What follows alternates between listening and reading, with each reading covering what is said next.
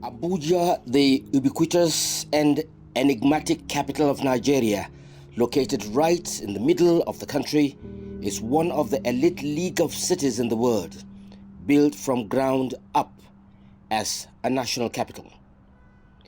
With a land area of 1,769 square kilometers, Abuja, according to United Nations World Urbanization Prospects, is expected to hold a metropolitan population of 3,464,000 as of 2021. This is a 5.67% increase from 2020. The current figure, when compared with the population of the area as at 1950, then estimated to be just 18,977, is indeed exponential by any standards.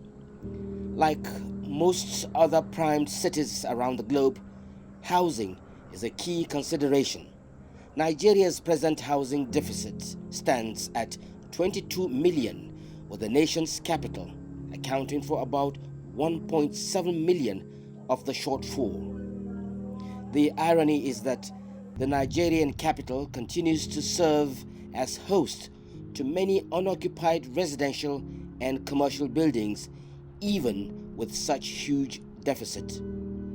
As it stands today, the scenario of exponential growth in population and urbanization of the Nigerian capital presents a paradox and a contradiction of sort in terms of housing.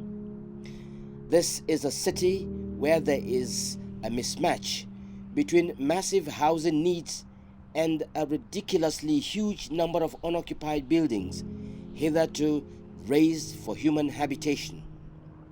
It is a scenario of thirst amidst the abundance of water. Abuja is known for its highbrow neighborhoods. It parades a robust construct of high-end estates and quintessential residential buildings. Affluent and tastefully finished palatial buildings dot the Abuja landscape. Quite a good number of them, however, are unoccupied. Where such buildings are in use, watchmen and itinerant squatters are the occupants. From Asokoro, Maitama, Wuse, Garki, Gwarimpa, to Apo, Jabi, Guzape, to Lokogoma, many have remained without occupants for years and still counting. According to the Federal Capital Territory Administration (FCTA), over 600 empty buildings have been identified, most of them located in Asokoro, Maitama, Garki, Wuse, Gwarimpa, and Apo. This situation has always begged the question of why the property owners have chosen the option of not putting these palatial structures to use after building them. Rather, the owners stay in the shadows. The concern is further underscored by the fact that many who work in the city travel long distances from the suburbs.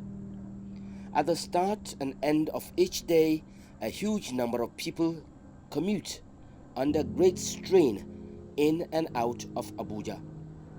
The primary explanation for this is that most cannot afford the rents pegged on available buildings within the city. The rent is generally considered outrageous and unrealistic. Most civil servants and private sector operatives, especially within the middle level and below income brackets, would rather settle to struggle through heavy traffic covering distances of 30 to 80 kilometers for the simple logic that a decent accommodation within the city is beyond their means. Under the circumstance, satellite towns like Kubwa, Karu, Nyanya, Mararaba, Lugbe, Masaka, and Karshi, among others, offer the option between being homeless and having a roof over one's head. Many other residents of the Federal Capital Territory (FCT) snuggle in slums and other unsafe places like motor parks, major bus stops, filling stations, street corners, under the bridge, and uncompleted buildings. Several reasons have been adduced as to why these mansions are left empty or unoccupied. For instance, some real estate experts attribute the huge number of empty houses to the broad issue of corruption.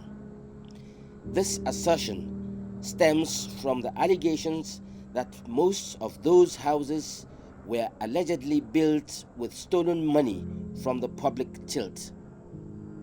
In 2019, the Independent Corrupt Practices and Other Related Offences Commission (ICPC) raised alarm over empty estates.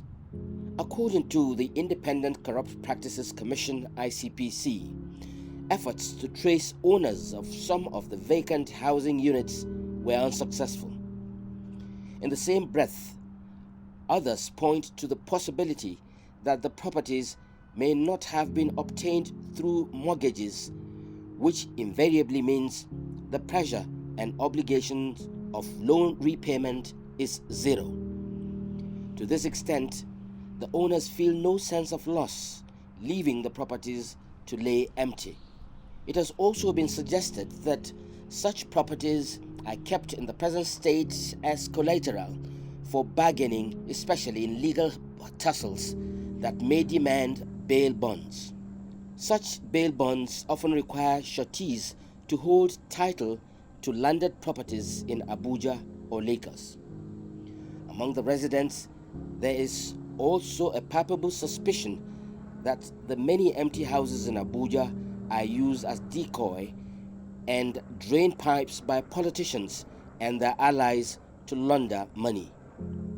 In all, concerns remain over the quantum of unoccupied completed buildings in Abuja as a reflection of resource waste and unbridled flaunting of affluence.